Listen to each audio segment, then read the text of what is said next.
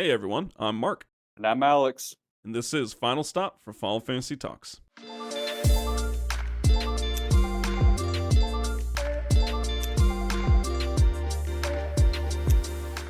Welcome everyone to episode 84. We're going to finish off Final Fantasy X today. Wow, that's pretty crazy. So, of course, finish off just the story, play through it, go over the ending and all that, and then we'll end the episode giving our ratings as we did and plan on doing for each full Final Fantasy that we cover. Let's jump into it. So here we go. We are fighting Yu Yevon, man. We're fighting this thing. It's like a blob with tentacles or something, like a really overweight octopus. I don't really know what it's supposed to be, but this was a dude, man. We know from Little Bahama. He told us this was a summoner. Like, why is he now just a blob with tentacles? I know. I don't really know that either. That's a good point to bring up because it does kind of make you think. What did Yu Yevon look like as a human? You know what I mean? Like that's what it always makes me think of. He's got this fat body and like a bunch of little legs and stuff. Yeah. Think he has like the little Yevon symbol, which would make sense. I mean, it is Yu Yevon after all. But you know what's really funny about this, and we talked about this a little bit earlier or last episode. Yeah, I mean, even though Yu Yevon, he's got 100,000 HP, and it does in fact have the U pagodas as well. So that same thing with the healing and getting rid of status effects, but doesn't have particularly dangerous attacks. No, and I mean, of course, since the Aeons were possessed and we killed them, like that you can't summon anymore, obviously. The only thing is, like, his damage isn't too crazy, but I do remember maybe like a playthrough or so, like, I kind of had it was a long time to kill this guy, because the main thing is that he casts Kiraga on himself every single time he is hit, and the Kiraga heals for 9,999, right? So, I mean, if Ooh, you yeah, have to be breaking the damage limit if you just plan on outpacing that, or you yeah. have to do something about that. Luckily, I mean, you should, but just imagine you don't have some of these few things. Like, this might actually, you're gonna have to rely on some overdrives or something at this point, to outpace the heal. Here's a funny question: like, why? How come he can't possess Titus? I mean, isn't Titus effectively a summon? Yeah, you just But see I guess Titus it doesn't going. work that He way. says, Yeah. "Hello, I'm Shuyin." Shuyin. But yeah, I mean, like what you were saying, there are a couple different ways to deal with the healing because he does heal for a lot. I mean, quad nine, final boss, right? And he's still susceptible to zombie. Yeah, yeah, That's crazy. yeah. So You you can. wouldn't even think that he would be, which is maybe why they did it because you wouldn't even think of trying stuff like that at this stage. But yeah, it actually works. Yeah, so at that point, he's going to help you out by doing an extra 10,000 damage to himself every single strike. And of course, that'd probably be the easiest and fastest way because, again, yeah, his heals are turning into an additional attack. Other way is you could just cast Reflect on him. So every time he uses Kiraga, he'll just bounce off. Hit one of your players. Obviously, you can just do the whole thing of using magic on your own selves reflected if you want to continue to use spells, but it's not that bad. It's pretty straightforward.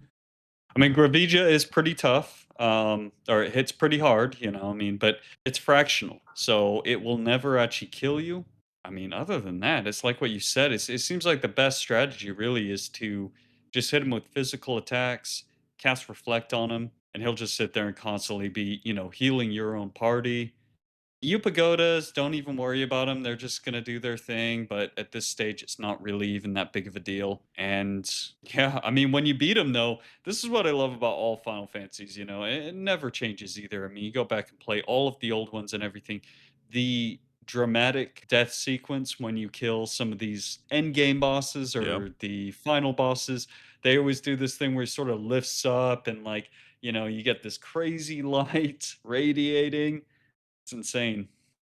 Yeah, and that's what in the Yupakogas, what they kind of like they start turning into like a heart pendant. Be mine, you're my best friend, and they close in together with him in the center, and it gets like sealed or something. And it's like, all right, Yeah. we packaged him up now, like we're good. Maybe that's what the U pagodas were there all along, right? I mean, just kind of It's his genie in a bottle. created by Yu Yevon or something as summoning assistants. I don't know. Yeah, But regardless, end up being his tomb. yeah. That's it. That's it. We did it, right? I mean, you beat him.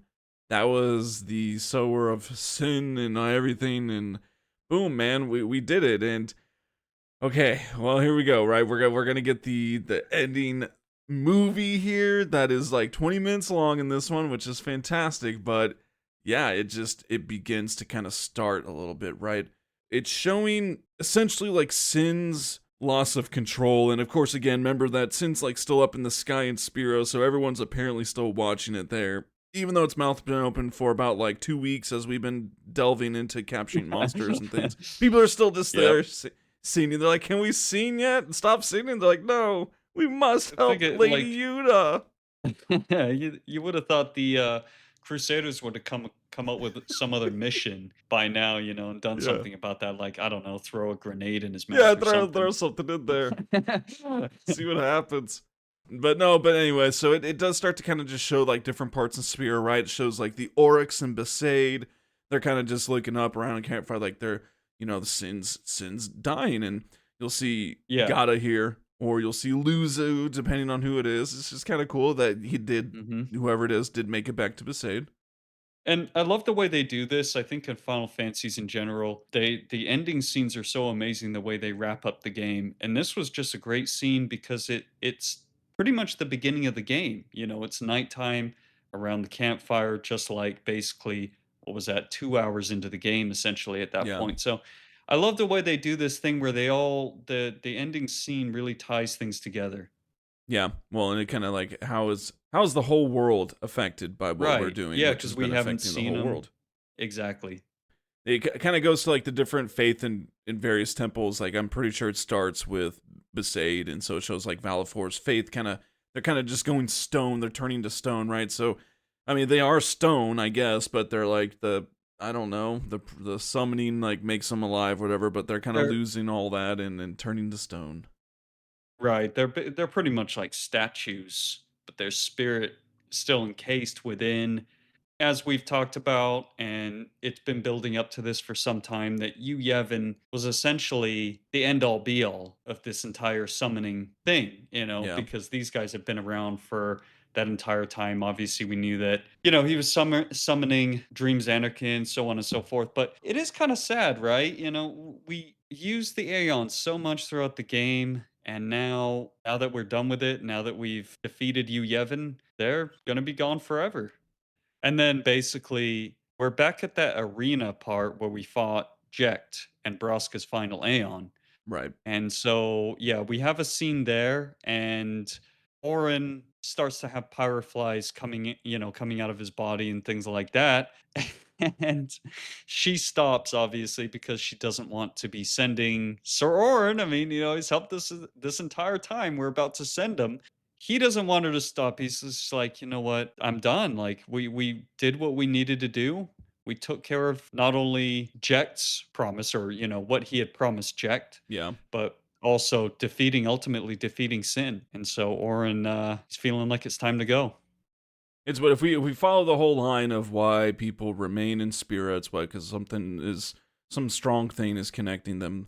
Well, I mean that was obviously Oren's. He's still around because he has a strong promise. He needs to fulfill these promises, wants to see it through, and well, he did that. There's no point now, right? So yeah, he wants to go. Everyone's kind of lined up. He's like walking. We hear his theme song going, and he kind of Yeah, goes down. Orin's theme. He kind of bumps Kamari's chest there, like, way to go, son. I mean, because you think that's who started it all, right? He went to help Yeah. Yuna and get Yuna. It was the wish of a dying man. Like, hmm he's been there this whole entire time. He's the only other one. And so he did that. But dude, it's so hysterical. Once it gets to Titus, just the facial expression and the art, on Titus, dude, he is so like, this is not fun. yeah. He's just all puffy eyed, pouting, not looking happy. He looks like he's about to bubble pretty much at this point. Yes. Like Titus is, but this is a really, again, I mean, these ending scenes, and we'll be rating these in a little bit here, but oh man, they just did such a great job with it. I feel like, they really wrapped things up. This whole thing with Orin too, and Orin's story and his development throughout the story, it's just absolutely amazing. And the way they executed it, this is just such a great scene, and especially his theme and everything just is so epic. really, when you think about it, it's kind of interesting because Kamari's oftentimes not one of the core players in the game, so to speak. They go way back. They go back to when, they basically were protecting Yuna at a very young age. And well, he walks on out and he gets sent. His final little thing is just like this is your world now. It's like, thanks, man. I'm glad that you released it for me. This wasn't already the world I'm in. No, now it is mine. Thanks. To just be like, okay, boomer. Yeah, okay, Gramps, get going there. That'd But be a he's perfect gone. okay boomer. He gets sent. And Orin, that's the end of the legend, man. The Yeah, end of man. a legend. Did he take the mass immune with him? That's the big Yeah, I question I guess. have. Yeah, you hear clink clunk clunk after he's gone. It's like, oh, whew. And leave the mass immune. Come on. And the moonshine. Leave you hooch. You don't need it. Well, this is kind of like just the regular scenes that we're still seeing now, and now at this point is like this is the movie. This is the movie from here on out. Yeah. The cinematic, and dude, it just starts off like just crazy. First off, the song here, which is ending theme. I know it's gonna be hard to find in the list, but Ending theme. it is fantastic. I think this one is for sure like my favorite end of the game Final Fantasy song. I mean, it's just I love this one. It just goes so well. Yeah, and at this point, so now, I mean, it's hard to figure how they're going back and forth and where we are. So now Yeah, how we're do we on the just get deck of out? the airship. Yeah, I don't know. Now we're on the deck of the airship, and I believe this is the part where basically she's doing her sending, like you said. This is one of the most beautiful, cinematic scenes with the colors, and obviously the whole game has been amazing with the colors and the fireflies, so on and so forth. She's doing her final sending, so you see the Aeons in the background. They're all getting sent and just, exploding into a cloud of fireflies. She just keeps doing the dance. And then Sin is just like, giant thing of fireflies, just like that. I mean, There you go. it kind of it falls. I think it even It's like it falling shows it down. shows Yeah. a ground scene of somewhere where somewhere looking up and you see Sin. Yeah, it's just falling down and then Yeah. it just explodes. But yeah, I mean, Just, it kind of like spreads out like across the whole atmosphere, just like on the upper mhm. layers, and just poof. And I guess it is fireflies. I mean, it's like golden looking, but like I do not believe that this many people lived in Spira. I won't believe it. Have you seen Kilika? There's like 10 people there. There wasn't like some vast civilizations of billions of people before. Somewhere in there, that's all the Crusaders that died Operation Mihan. And, all Yeah, of the that was a people in lot. Kilika, all of those fireflies, those are all just part of it. And also just a really cool part too that is it, right? I mean, Sin is officially defeated. No more of the calm cycle and all of that and the Yeah. rebirth and all of that kind of stuff. We're done. It's amazing. Yeah, after that scene, it goes to we're at the Wall of the Faith at Mount Gagazet. We see all of them, and they're just kind of the same thing. They're kind of getting drained. They're all just slowly turning to stone. And we saw that kind of pillar when we were there that reached up into the sky and stuff, and Mhm. that's kind of shrinking and drying up. I guess it kind of looks like water. I don't know. It's hard to tell, but Yeah. yeah, It's like a column of water with yeah, and it turns into like a yeah. sphere, and then it itself kind of just goes away. I'm guessing that's like the dream, right? That kind of like represents the summoning, and so it's like, boom, the It's hard summoning to say. stuff is Yeah. winding down, right? It's not like they just flipped on the switch and it's like, okay, he's dead. Like stuff is kind of slowly happening here, Yeah. and because now we're back at the ship. Dude, I don't understand this because the fin is still there. We just saw Sid blow up, man. Like, that was below the clouds. Now we're above the clouds, Yeah. but still, it's like, yeah, but we saw the whole thing. Did we chop off his fin and his fin is just floating with us still? I don't know. I need to watch those scenes again and see if I can notice just the fin sitting there. Yeah, I noticed that, man, because I I was think I'm like, I was writing the usually notes. I'm like, because, we have to write this Mhm. stuff down. We're not going to remember all this. Right. And so I was writing it down. I'm like, and he exploded. And the next thing I'm like, wait. Why is the fin there in the airship? It's still in the sky. I'm usually too wrapped up in the music, like you said. It's really sad. This is like where the feels start coming into play because it's very, very Oh, yes. emotional with the music. And honestly, I always thought it was sad that the Aeons are gone as well. And, of course, we're at this point now where, well, what else is a summon? We know who that is. And of course, it's Titus. and he starts to fade away basically at this point. I don't know why he didn't just instantly turn into fireflies, but Well, that's what I'm that would be saying. sort Things of take it's not flipping a anticlimactic. switch, man. You gotta go through the queue, okay? You gotta like this Yep. happens and that Wait for your cue. shutting it down. wait, Yeah, because wait, hold on. Yeah. like I said, I mean, yeah, the fin it exploded as well. 'Cause, again, I guess I don't know, but it did. And so this one, yeah, it's fireflies, and now, yeah, your boy Titus, he starts kind of turning translucent. He's looking down. It's like, huh, that's weird. Like, I haven't experienced that before. Yeah. Though, I mean, he told her, but she's not accepting it, man. No. And No. then this is just, they're all just kind of having their little back and forth. The cameras looking back and forth at Titus, looking at Yuna. It's very, very sad. What? She sort of knows what's gonna happen, yeah. And then Waka, just like I forget exactly what they're all there basically in the Yeah, scene, yeah. but it's just like, huh? What? Like, what is going on? It's like, it's kind of funny though. This is all about Titus and Yuna. Waka, Riku, Kumari, Lulu, they're all just kind of chilling back there. And it's like, we had our time, but we're not really part of this part. We don't know what's going on right now. It says to Yuna, it's funny because it's just kind of, it's like just very, just plain. It's like, Yuna, I have to go. And then he's like, see ya. It's just like, Yuna, I have to go. It's not, Yuna, I have to go. It's not sad. He's just like, Yuna, I have to go. Like, all right, it's time. Yeah. No, no, I'm leaving. And well, Yeah. he literally does go to walk off. Yuna can't take it. She wants to hug him one last time, but it goes through Yeah. him. He's translucent, man. You just went through him. Yeah, exactly. This is that part where he's walking away. He really has grown a lot, and yeah, this part is really sad. Ends up just falling right through him because he's like half sent at this He's point a or ghost something. guy again, ghost He's a boy. ghost. Yeah, she sees ghosts. So doesn't he give her? He gives her one last hug at Yeah, this. she falls through him, right, and then she says, "I love you." Is what she says, and Yeah, Titus just that's right. goes and kind of gives her a hug. It's kind of, I mean, he's still translucent. His arm is literally like through her torso, But but he's at least yeah, there, and they're kind of at least just in the presence, kind of a deal.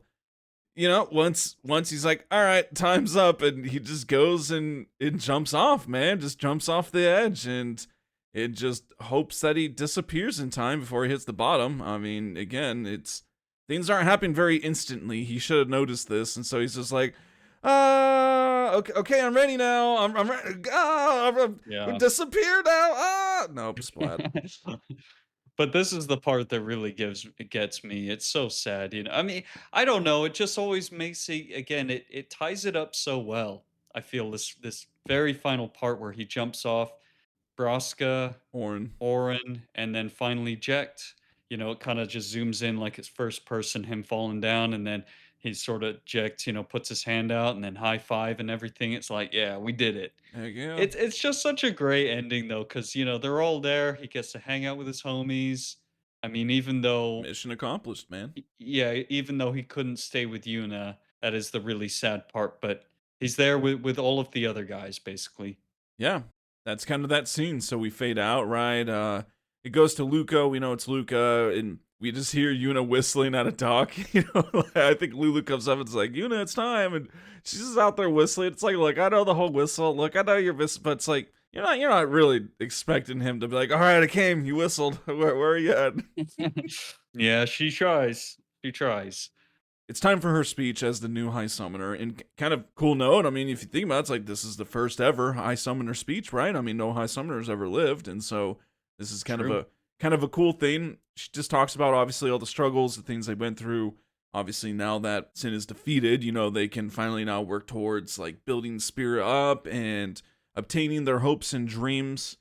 Man, I love this part. This last part of it, like as she kind of says that, she's kind of talking about not forgetting the people, enjoying the times they had together, but like Hmm. the kind of flashback of those iconic scenes, throughout the game is just like it's just a perfect summary, man.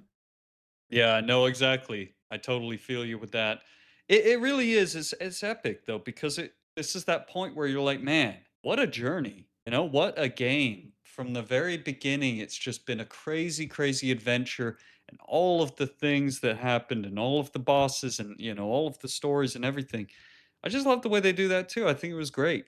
Again, summarizes, makes you think about all of those moments, even if you didn't Yeah. enjoy it all the time, but just makes you think of it. Shows the people in the in their faces and the emotion and all that, and it's just and that's essentially how it ends. It's showing these clips and these scenes, and then it's like in the in the people that the times that we had together, and then boom, like that's it. It fades, and it's just like that's it. Not that it's lacking, but Yeah. it's like, man, like the story is actually over. Like I can't believe it, kind of a deal. It's like this just it's one of those stories that you just never kind of think will end, and then it does, and it just kind of sucks.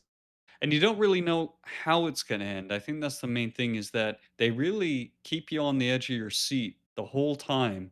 That's why I think it's so impactful when you get to the end with those flashbacks. It really really tied it up well, and obviously the biggest thing that it ends on is pretty much the love story between Titus and Yuna, and how Yeah, sad that is that he had to disappear, but ultimately they did what they needed to do. that's it. That's the game. We did it. Now, I mean, gosh, man, And it's been a long time. I mean, for us, recording's been over like I don't know 3 years since we started this. We took our little yeah. break, and it's been a while after going through it, and it's just crazy. I mean, this is the second ever one we finished. We've done 9 and 10 now, and so it's just kind of Mhm. it's nuts, man. Reflecting back, it's a journey going through the story like that and playing it, but it's also just kind of a journey of us actually putting it together. Oh yeah, absolutely. Maybe it's just nostalgia goggles. I don't know. I can never figure that one out. But when you play these games when you're young, especially, they just stick with you. Really does. All right. We are going to do our ratings. Now, it's been a really long time since we've done one of these, and we've only done it once with 9. So you'll have to go back a ways to find that episode if you're looking for it. But categories that we're covering are the same. It is story, characters, visuals, enemy difficulty, enemy variety, bosses, side content, end game content areas, battle system, and music. So we got these categories. We're going to give them a scale between 1 to 10, and obviously this is biased. We're looking through our own lens, and some of these things are really hard to analyze because it changes throughout the game, but we're going to do our best just like the first time. Let's start out with the story category. Do you want to start us off? Yeah, sure. So for story, I had to give this a 9. Where do I even begin? We kind of talked about a lot of that stuff just on how it wrapped up. The framework of the story is really great, being that, you're in this situation where you have to learn an entire new world from scratch. Right. You're in a totally different place. The development of the story and the sequences of events. I mean, it's hard to explain, but I just think it was amazing. No, I'm up there as well. I'm giving the story an 8. I felt that overall it was really good. I mean, it's classic Final Fantasy. It's got some of the romance. It's not overly on that, or at least not the older ones were. It's so that brings some of that into it, which is makes it spicy, right? I think that, like you said, kind of sequence events, how it chained together was pretty cool. I liked how it took us around in a circle, almost, from the Xanarkin aspect, the time travel, all that. I give it an 8. Just some of it's kind of big plot holes, like even just like the whole Sin opening the mouth thing. It's kind of silly, and I understand, that technically in those moments, you can just go forward and never experience some of that stuff. But it's just kind of, I don't know. A lot of the stuff doesn't quite make too much sense. Just like you said, can't Yu Yevon possess Titus? Isn't he a summon? I mean, it's Yeah. kind of stuff like that. If I'm being nitpicky with it. Yeah, and that's hard to that's one of the things that's tricky is how exactly to rate these things. I kind of agree with you on that, to be honest. Final Fantasy, man, they always got their plot holes, so it's kind of one of those things. As But most games do, video games for the most part. yeah, exactly. So as far as characters, what do you think about the characters?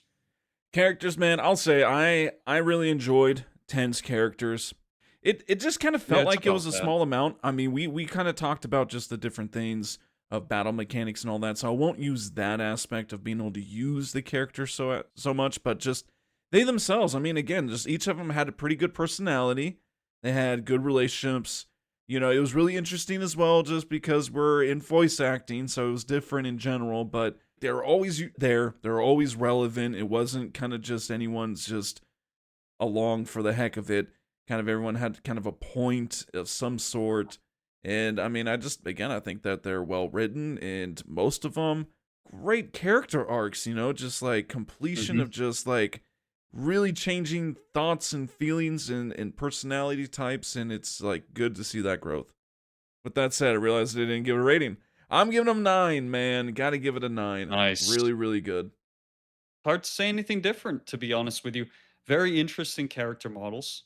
I like the differences in attitudes and personalities as well, where Lulu is a lot more serious and stern. You've got Riku, who injects a lot of fun and humor, just overall energy to the team. So I thought Yeah. Riku was just a great addition later on. The spacing between the characters, I think, was really good as well. Like I said, where you had a certain core of those original characters, and then you had Riku come in a little bit later, the way they developed them, there's always a little bit of room for improvement. But relative to other Final Fantasies, I have to get this one a 9 as well, just Okay. because I just think they executed it so well. I just don't have too many complaints about them. I mean, other Right. than, maybe some script things here and there, script writing, dialogue, but overall, really great. Okay, visuals. So visuals, we're just talking about just like how do things look? Like how's the art design, how are like different spells and just weapons and at visuals in general. And I'll start us off on this, man. This is an easy 10 for me, man. Easy 10. 10 for visuals because I'm trying not to give Final Fantasy X extra points for the nostalgia value of like it was the new Yeah. system, right? So we saw it, and so of course any Final Fantasy that was the first one on PS2 would have been way better, right, looking than anything else. But Hmm. I don't know. Even that aside, just compared to other games and just things like we already know the cinematics are fantastic. The weapons, I think that everything was good. You talk about even character like design models, awesome. They had great diversity of biomes for different things. All the different colors we talked about, even like the fireflies and effects, just fantastic. Think of the far plane, and that whole place and that thing. It's just like it's just everywhere. Amazing visuals. I gave it an 8. I was a little bit Okay. harsher on this one because although I think the visuals were very cool, I liked a lot of the spell visuals, I liked a lot of the weapons, things of that nature. I think some of the character models, especially in the original, were a little bit rigid. It just felt like, their hair, sometimes their facial expressions, things of that nature, which they did fix up a little bit in the HD remaster, Right. was a little bit rigid. I will also say the backgrounds and I think the environments were amazing, although Yeah, agreed. sometimes the environments felt a little bit lifeless as well, where there just wasn't a whole lot of movement going on, and just depending on the situation and the area that it was. I know they tried to do that in places like Besaid with the moving trees in the background and whatnot, but I mean, overall for this time, I think it was an 8 is basically a B plus, so these are really good Yeah. grades. Yeah. All right, let's move on. Enemy difficulty. Now we're talking about obviously just enemies, just regular old random encounters, not bosses. Right. Honestly, I know it depends on if how experienced you are in the Final Fantasy world, but I didn't really think that they were that difficult, to be honest with you, because once you figured out which enemies to attack with which character, which wasn't really all that difficult to figure out, Right. right? You looked at their Yeah. stats and you're like, or their weapon or whatever it is, and they explained it in a tutorial. Tutorials, yeah.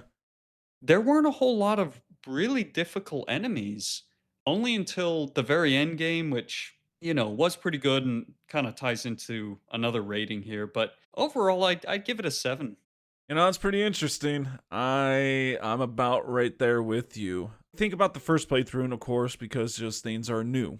But even then, it's still things like flans. Like what's the point of those enemies? I mean, there's no point to those or Hmm. elementals because for the most part, yeah, okay, it's you encounter the first elemental or first flan, you know the magic that kills it, and from there on, you just alter which one it is based on what flan or what elemental affinity. But they're Yeah, easy. I mean, they're so easy. A lot of these enemies, just like you said, once you know which character is the counter, you generally one shot them. Like and then exactly. and They're it's one kind of hit like kills. okay, so overall, I don't think they're very difficult either. I actually went a little harsh. I went with the 6 just because it's also, and now this covers all of it, but even then it's still a fault. It's so easy to start just getting really overpowered just really all it Hmm. takes is just a little extra leveling or a few extra overkills here and there, and it's like you just really get really, really strong pretty quickly. Yeah, that is true. I mean, yeah, I feel you because most of them are just one hit KOs. There's a couple of notable exceptions here and there, Sure. but for the most part, nothing really too crazy. As far as the variety goes, I have kind of a this might be a little bit of an off take on this, but Okay. because a lot of the areas, even though they did have different enemies, you would get maybe bird type, you'd get bee type or the wasp type. Yeah. They did a lot of just basically different versions or like sort of upgraded looks, graphic palette versions of the same enemies. So, it's like you had the wolf one way on, you had like 5 versions of the wolf, Right. 4 versions of the bird type, so on and so forth, a bunch of the flans, a bunch of the elementals. It was kind of a knock for me where I don't think there were a huge amount of truly unique enemies Right. in terms of just sheer variety or scale of it. Wasn't overwhelmed by it, that's for Yes. sure. So I actually gave this one a 6. Oh, so funny, man, because ours are just a little bit switched on these. I'm giving this a 7 because I hear Okay. exactly what you're saying. It's lazy, man. It's lazy. They're just like, okay, we'll just do a bunch of flans. We'll just do a bunch of wolves, a bunch of Yeah, just things. different color, And different effect, yeah. yeah, all their tactics are exactly the same. They're just Exactly. slightly stronger each time. Maybe a odd affinity here or there that you got to watch out for, but it's not like they're completely a new variety.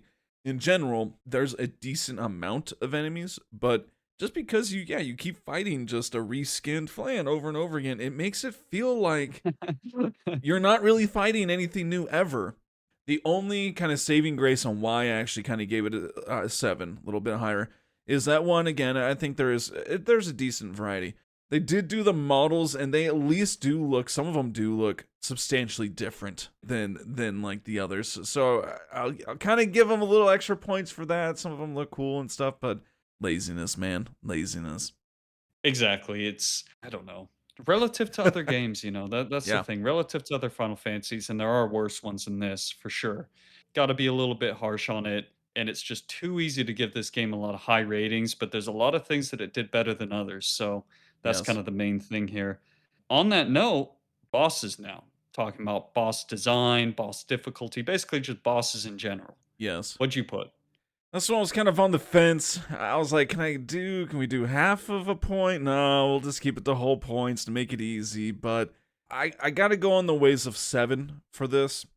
I Hmm. felt that they did a really good job, but it's kind of in lines of the enemies to where they just weren't that difficult. We're talking some enemies at the end game have some more health than like Seymour, his last form. It's like Barbados Mhm. has more health than him. And it's like, okay, like these are bosses, guys. Like, come on, we need to make this more difficult, harder. Now, I will say there is such a wide variety of weird bosses in 10. It's like Yeah. so that was really awesome. Of course, first time encountering before, yes, some of them are really challenging that you just completely don't expect. But overall, just my experience in 10 and bosses is generally never really had any trouble with most of them. I think that's a pretty common complaint with veterans of Final Fantasy X, for sure, that they really just are not that difficult. I mean, you have to basically be doing a challenge run or just, I guess, have absolutely no idea, Yeah, yeah. which is fair. If you're a first time player, obviously this might not apply as well. But I didn't think the bosses were super difficult either. I'd say the very first big time, like difficult boss was once you started getting to Seymour. Seymour Natus, Seymour Flux, obviously, and then Unalesca was extremely good. And on those notes, Seymour, those models, and Unalesca, probably some of the coolest bosses Yeah, ever, to seriously. be honest. But in general, they were pretty few and far between. I ended up giving it a 7 as well, Okay. which is respectable. I mean, that's the thing. It's a good grade. I think they did a really good job on it. But my main thing would mainly be the difficulty. Maybe Yeah. just make a few of these bosses a little bit more difficult. Just a little bit. It's not always about just doing more damage, having more health. Like just make it a little more challenging Yeah. somehow with more randomness or something else. But Side content is the next category for us. So the way we're looking at it is just, how much side content was there. It just encompasses the whole game. It's not just like end game content that opens up. No, just like side things in general. I don't know what else grade to give it other than a 10. I mean, honestly, dude, we talked about it. We could just do, say, Blitzball and drop the mic and walk away right now, and that would already be a 10 because the amount, enormity, like, Blitzball's huge, man. It's just so huge. Mm-hmm. But there's tons of other stuff that we got in this between the chocobo things, celestial weapons in general, the monster arena. You had like the hidden things for collectibles like the Albert primers, and orange spheres. Just tons of stuff that you could go and just do. And yeah, some of it, of course, was more end game content. But along the way, we had Blitzball. And you had some of these other things that you could go and do and unlock, and it was just awesome. You had tons to do. That is true. I gave it a high rating as well. Like you said, it's difficult to even think of a Final Fantasy game that has a more in-depth and comprehensive side quest slash, game as Blitzball. I Yeah. mean, that just had so much to it. It was so in-depth, so detailed. You had all those different players, all of the stats. You could play in different types of games from league to tournament, different prizes, all kinds of stuff, tons of techniques. Aside from that, I like that they had the chocobo aspect. Obviously, they always got to have that. The monster capturing I thought Right. was really cool. But they didn't have a card game, man. So for that, I'm gonna have to give them a 9. No, kind of semi joking, but yeah, I think it was one of the best for side Yeah. content.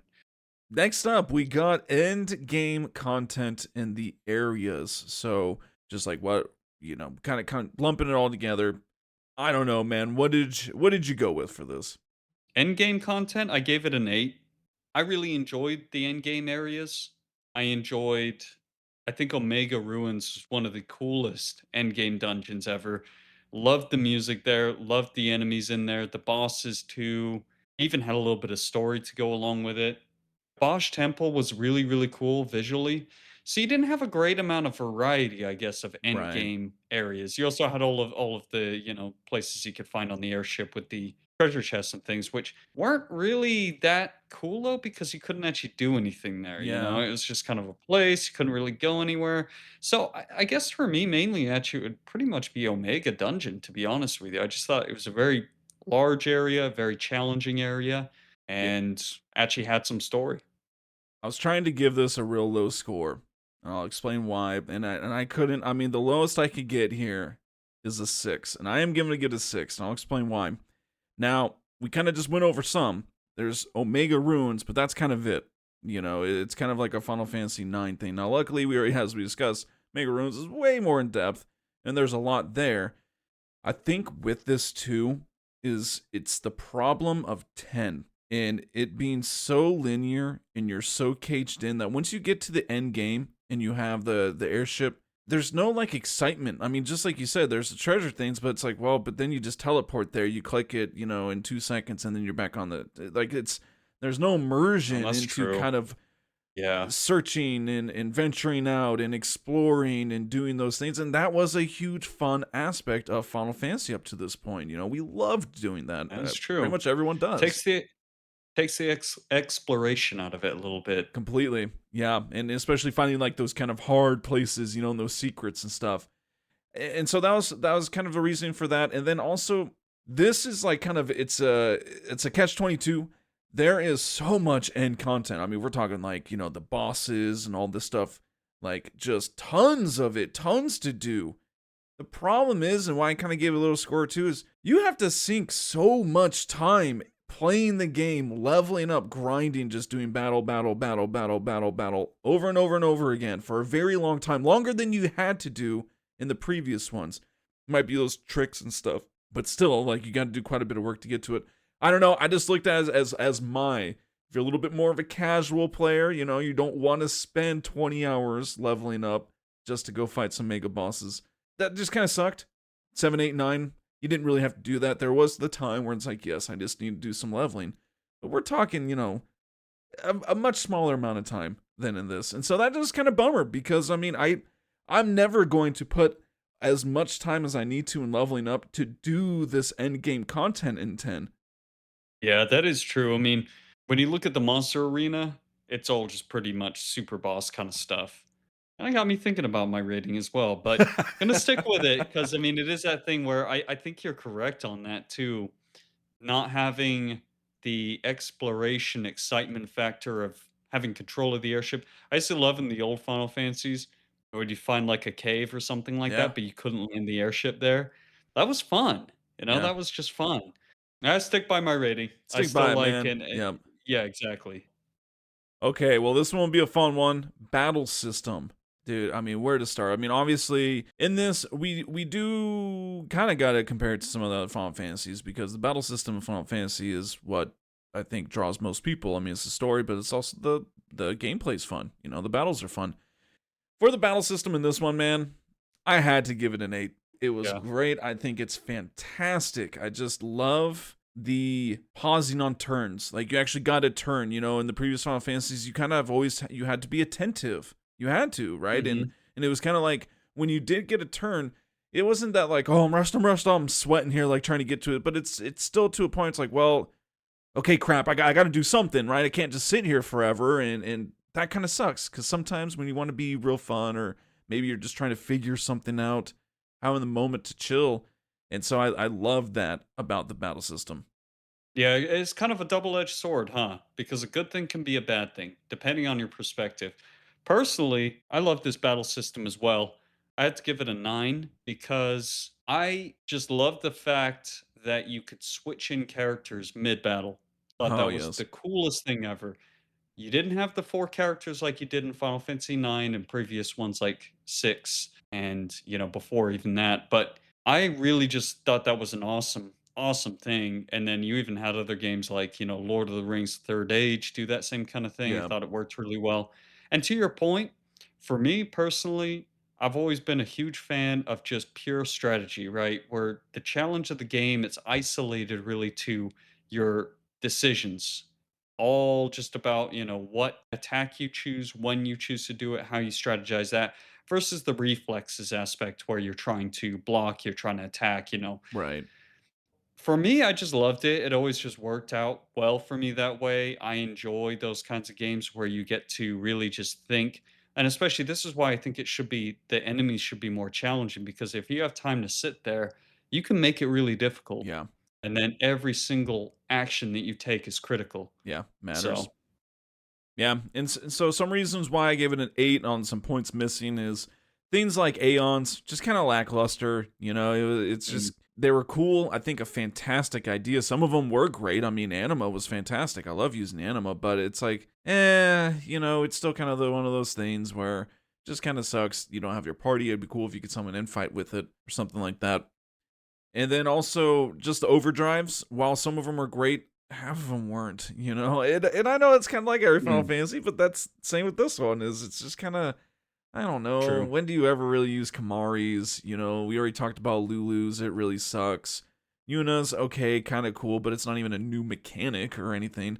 So it's just kind of things like that I'm being nitpicky aren't the greatest, and then kind of like you said, honestly, the difficulty kind of does affect the battle system a little bit because at times it kind of feels boring and slow because, well, I'm just gonna kill everything in one shot anyways. Yeah, exactly. Last category here, we got music, soundtrack. What did you give this one? This one for me was a 10. It's one of my favorite soundtracks of all time.